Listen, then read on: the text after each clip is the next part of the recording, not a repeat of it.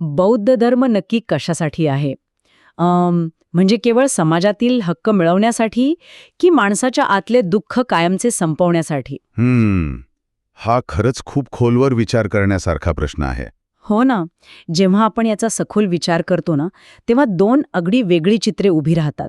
एकीकडे बाह्य जगातील प्रखर सामाजिक लढा आणि दुसरीकडे मनाच्या आतली नितांत शांतता. अगदी बरोबर. आपण नेहमी पाहतो की आजूबाजूचं जग वेगाने बदलतंय. कायदे बदलत आहेत, पण माणसाची आतली अस्वस्थता काही संपताना दिसत नाहीये. अगदी. मी नेहमी विचार करत होते की आपण बाहेरून कितीही बदललो तरी आतून आपण शांत आहोत का? कसं आहे, इथेच आपल्याला दोन महत्वाचे दृष्टिकोन समजून घ्यावे लागतात. डॉक्टर बाबासाहेब आंबेडकरांचा दृष्टिकोन आणि मूळ बुद्धांची शिकवण. या दोन्ही प्रवाहांचा उद्देश एकच असला ना तरी त्यांचे मार्ग खूप वेगळे आहेत. अच्छा. म्हणजे आपण आधी डॉक्टर आंबेडकरांच्या विचारांपासून सुरुवात करूया. त्यांच्यासाठी बौद्ध धर्माचा स्वीकार हा केवळ एक धार्मिक बदल नव्हता. ती एक मोठी सामाजिक क्रांती होती. हो, कारण त्यांच्यासमोरची परिस्थिती तशी होती. ज्या लाखो लोकांना वर्षानुवर्षे अमानवीय वागणूक मिळत होती, त्यांच्यासाठी हा धर्म म्हणजे सन्मानाने जगण्याचा एक मार्ग होता. म्हणजे त्यांचा मुख्य भर हा बाह्य जगातील बदल, समता आणि मानवी हक्क मिळवण्यावर होता. हो, आणि ते गरजेचंही होतं.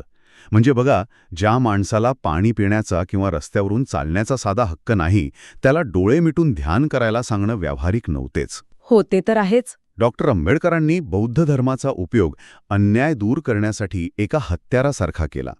आधी माणसाला माणसासारखं जगता आलं पाहिजे, हा तो मुख्य पाया होता. पण मग इथेच माझ्या मनात एक विचार येतो. म्हणजे केवळ समाज बदलणं हे एखाद्या झाडाच्या वरवरच्या फांद्या छाटण्यासारखं आहे हो ना?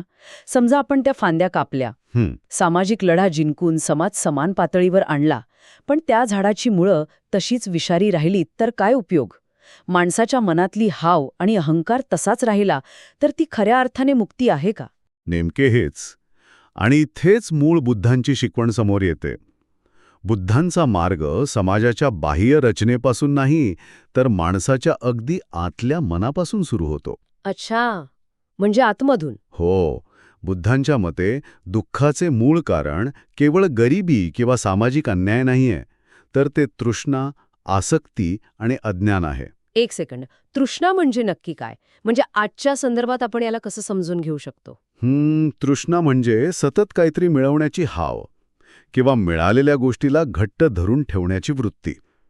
आजच्या भाषेत सांगायचे तर आपल्याला वाटते की नवीन नोकरी, मोठा पगार किंवा समाजात मोठी प्रतिष्ठा मिळाली की आपले दुःख संपेल. हो, अगदीच.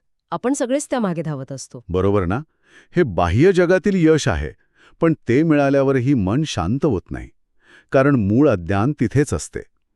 जोपर्यंत आपण आतल्या मनातील या आसक्तीला समजून घेत नाही, तोपर्यंत दुःखाचे चक्र थांबत नाही. हे पटण्यासारखे आहे. पण मग जर माणसाला समाजात जगण्याचा मूलभूत अधिकारच नसेल, त्याच्यावर रोज अन्याय होत असेल, तर तो मनाच्या शांतीचा विचार कसा करू शकेल? हा खूप महत्वाचा मुद्दा आहे. म्हणजे रिकाम्या पोटी आणि सततच्या अपमानात आंतरिक मुक्ती शोधणे खरोखरच शक्य आहे का? अत्यंत मार्मिक आणि कळीचा प्रश्न आहे. आणि म्हणूनच हे दोन्ही दृष्टिकोन एकमेकांशिवाय अपूर्ण वाटतात. मी मगाशी म्हणालो तसं आंबेडकरांचा मार्ग सांगतो की सामाजिक मुक्ती हा पहिला टप्पा आहे. बरोबर. पण बुद्धांचा मूळ मार्ग आपल्याला आठवण करून देतो की तिथेच थांबू नका. बाह्य जगात समानता मिळाली म्हणजे सर्व प्रश्न सुटले असे नाही. आंतरिक स्वातंत्र्याशिवाय मानवी दुःख पुन्हा पुन्हा वेगवेगळ्या रूपांपर्यंत येतेच. म्हणजे खरा बदल हा दुहेरी असायला हवा. बाहेरून समाजाची रचना बदलायची आणि आतून स्वतःचे मन साफ करायचे. अगदी. बाह्य जगातील समानता आणि आंतरिक मुक्ती या दोन्ही गोष्टी असल्याशिवाय खरी स्वतंत्रता मिळूच शकत नाही. नक्कीच.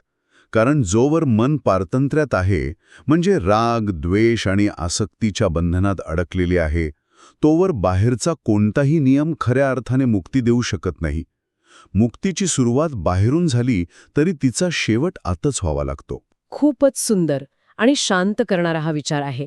या सखोल चर्चेतून आपण एक गोष्ट नक्की शिकलो की बाह्य बदल आवश्यक आहेत, पण ते पुरेसे नाहीत. हो, अगदी खरंय. शेवटी जाता जाता एक प्रश्न असा आहे ज्यावर आपण शांतपणे विचार करायला हवा. आपण बाह्य जगात कितीही स्वातंत्र्य मिळवले, प्रगती केली, तरी आपले स्वतःचे मन खरोखरच बंधनातून मुक्त झाली आहे का?